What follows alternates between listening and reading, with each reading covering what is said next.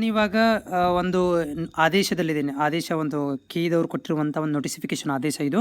ಇಲ್ಲಿ ಸ್ಪಷ್ಟವಾಗಿ choice 1, choice 2, choice 3 ಬಗ್ಗೆ ಮಾಹಿತಿಯನ್ನು ಕೊಟ್ಟಿದ್ದಾರೆ.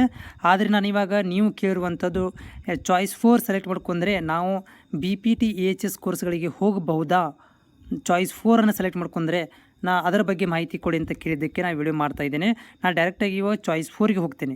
ಓಕೆ, ಚಾಯ್ಸ್ 4 ಇಲ್ಲಿದೆ ನೋಡಿ. ಸೊ ಚಾಯ್ಸ್ 4ಅಲ್ಲಿ ನಾನು ಸೆಲೆಕ್ಟ್ ಮಾಡ್ಕೊಂಡಿದ್ದೀನಿ. ಇವಾಗ ಚಾಯ್ಸ್ 4ಅಲ್ಲಿ ಏನಿದೆ ಅಂತಂದರೆ, ಅಭ್ಯರ್ಥಿಯು ತನಗೆ ಮೊದಲನೇ ಸುತ್ತಿನಲ್ಲಿ ಹಂಚಿಕೆಯಾಗಿರುವ ಸೀಟು ತೃಪ್ತಿಕರವಾಗಿಲ್ಲ.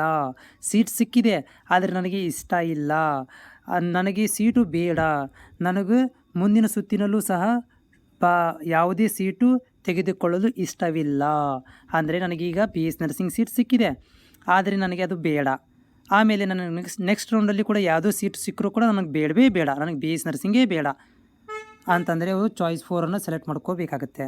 ಆಮೇಲೆ ಇಲ್ಲೊಂದು ವೆರಿ ಇಂಪಾರ್ಟೆಂಟ್ ಪಾಯಿಂಟ್ ಇದೆ, ನೆನಪಿಟ್ಟುಕೊಳ್ರಿ.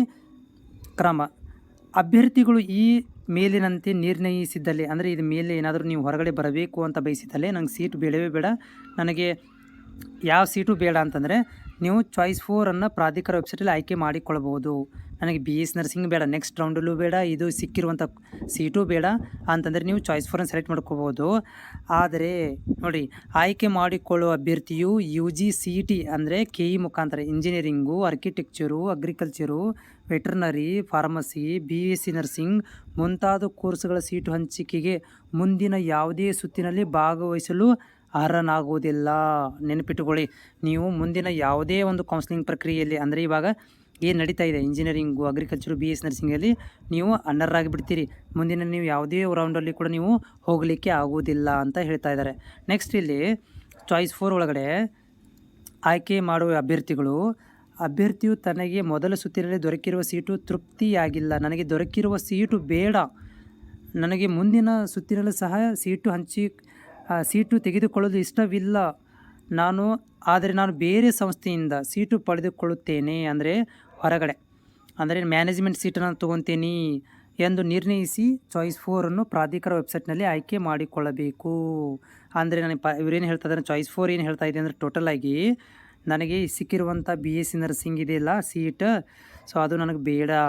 ನೆಕ್ಸ್ಟ್ ರೌಂಡಲ್ಲಿ ಸೀಟ್ ಸಿಗುತ್ತೆ, ನನಗೆ ಗ್ಯಾರಂಟಿ ಇದೆ, ನನಗೆ ಸಿಗುತ್ತೆ, ಆದರೂ ಕೂಡ ನನಗೆ ಬೇಡ, ನಾನು ಆಲ್ರೆಡಿ ಬೇರೆ ಕಡೆ ಅಡ್ಮಿಷನ್ ಮಾಡಿಸಿಬಿಟ್ಟಿದ್ದೀನಿ, ಬೇರೆ ಸಂಸ್ಥೆಯಿಂದ ಸೀಟ್ ಪಡ್ಕೊಂಡೇನಿ ಅಂತಂದರೆ ನೀವು ಚಾಯ್ಸ್ 4 ಸೆಲೆಕ್ಟ್ ಮಾಡ್ಕೋಬೇಕು ಅಂತ ಹೇಳಿದ್ದಾರೆ. ಆದರೆ ಇಲ್ಲಿ ಎಲ್ಲಿ ಕೂಡ ನೀವು BPT ಅಥವಾ AHSಗೆ ಹೋಗಬಹುದು ಅಂತಲೂ ಬರೆದಿಲ್ಲ, ಹೋಗಲಿಕ್ಕೆ ಬರುವುದಿಲ್ಲ ಅಂತೂ ಕೂಡ ಬರೆದಿಲ್ಲ. ಜಸ್ಟ್ ಅವ್ರು ಏನು ಹೇಳಿದಾರೆ ಅಂತಂದರೆ, ಈಗೇನು ಫಸ್ಟ್ ರೌಂಡ್ ನಡೀತಾ ಇದೆಯಲ್ಲ BSc ನರ್ಸಿಂಗ್, ಇದರಿಂದ ನೀವು ಹೊರಗಡೆ ಹೋಗ್ಬೋದು, ಆದರೆ AHSಗೆ ಪಾರ್ಟಿಸಿಪೇಟ್ ಮಾಡಲಿಕ್ಕೆ ಬರುವುದಿಲ್ಲ ಅನ್ನೋದನ್ನು ಇವರುಗಳು ಸ್ಪಷ್ಟತೆಯನ್ನು ಇಲ್ಲಿ ಕೊಟ್ಟಿಲ್ಲ. ಸೊ ಹೀಗಾಗಿ ನೀವು ಚಾಯ್ಸ್ 4 ಸೆಲೆಕ್ಟ್ ಮಾಡ್ಕೊಂಡ್ರೂ ಕಷ್ಟನೇ, ಮಾಡಿಕೊಳ್ಳದೇ ಇದ್ರೂ ಕಷ್ಟನೇ. ಯಾಕಂದರೆ ಇಲ್ಲಿ ಎಲ್ಲೂ ಕೂಡ ಉಲ್ಲೇಖ ಆಗಿಲ್ಲ AHSಗೆ ಹೋಗ್ಬೋದು, ಆಮೇಲೆ ಬೇರೆ, ಯಾಕಂದರೆ ಇವರು ಕ್ಲಿಯರಾಗಿ ಇಲ್ಲಿ ಹೇಳ್ತಾ ಇದ್ದಾರೆ ನೋಡಿರಿ, ನಾನು ಬೇರೆ ಸಂಸ್ಥೆಯಿಂದ ಸೀಟು ಪಡೆದುಕೊಳ್ಳುತ್ತೇನೆ ಅಂದರೆ ನಾನು ಹೊರಗಡೆ ಹೋಗಿಬಿಡ್ತಾಯಿದ್ದೀನಿ, ಇವಾಗ ಬೇರೆ ಕಾಲೇಜಲ್ಲಿ ನಾನು ಸೀಟ್ ತೊಗೊತಾ ಇದ್ದೀನಿ, ನಾನು ಕಾಲೇಜಲ್ಲಿ ಹೋಗಿ ಅಡ್ಮಿಷನ್ ಮಾಡಿಸ್ಕೊತಾ ಇದ್ದೀನಿ ಆ ಥರ ಇವ್ರು ಕೊಟ್ಟಿದ್ದಾರೆ. ಸೊ ಹೀಗಾಗಿ ನೀವು ಚಾಯ್ಸ್ 4 ಸೆಲೆಕ್ಟ್ ಮಾಡ್ಕೊಂಡ್ರೆ ನೀವು ಕೆಇದಿಂದನೇ ಹೊರಗೆ ಬರ್ಬೋದು. ಕೆಇದಿಂದ ಯಾವುದೋ ಕೂಡ ಒಂದು ಕೌನ್ಸಿಲಿಂಗ್ ಪ್ರಕ್ರಿಯೆಯಲ್ಲಿ ಭಾಗವಹಿಸದೇ ಇರ್ಬೋದು. ಹೀಗಾಗಿ ನೀವು ನಾಳೆಗೆ ಏನು ಮಾಡಬೇಕಂದ್ರೆ ಕೆಇಗೆ ಕಾಲ್ ಮಾಡಿ, ಸೊ ನಾವು BPT ಅಥವಾ AHSಗೆ ಹೋಗಬೇಕು ಅಂತಂದರೆ ಏನು ಮಾಡಬೇಕು, ನಮಗೆ ಸೀಟ್ ಸಿಕ್ಕಿದೆ ಆದರೆ ನಮ್ಗೆ ಇಷ್ಟ ಇಲ್ಲ, ನಾವು AHSಗೆ ಹೋಗಬೇಕು ಅಂದರೆ ಏನು ಮಾಡಬೇಕು ಅಂತ ನೀವು ಕೆಇದವ್ರಿಗೆ ಕೇಳಿದರೆ ಅವರು ಒಂದು ಗೈಡ್ಲೈನ್ಸನ್ನು ಹೊರಡಿಸಬಹುದು. ಯಾಕಂದರೆ ಇನ್ನೂವರೆಗೂ ಕೂಡ ಎಲ್ಲಿಯೂ ಕೂಡ ಅವರು ಹೇಳ್ತಾ ಇಲ್ಲ ಏನಂದರೆ AHSನವರಿಗೂ, ಅಂದರೆ BS ನರ್ಸಿಂಗ್ ಸೀಟ್ ಸಿಕ್ಕರೂ ಕೂಡ ನೀವು AHSಗೆ ಹೋಗ್ಬೋದು, ಆಮೇಲೆ BPT ಹೋಗ್ಬೋದು ಅಂತ ಎಲ್ಲಿಯೂ ಕೂಡ ಒಂದು ಗೈಡ್ಲೈನ್ಸನ್ನು ಕೊಟ್ಟಿಲ್ಲ. ನೀವು ಕೆಇಗೆ ಕಾಲ್ ಮಾಡಿ ಅವರಿಗೆ ಹೇಳಿ, ಅವರೊಂದು ಗೈಡ್ಲೈನ್ಸನ್ನು ಕೊಟ್ಟರೆ ನಿಮಗೆ ಹೆಲ್ಪ್ಫುಲ್ ಆಗುತ್ತೆ.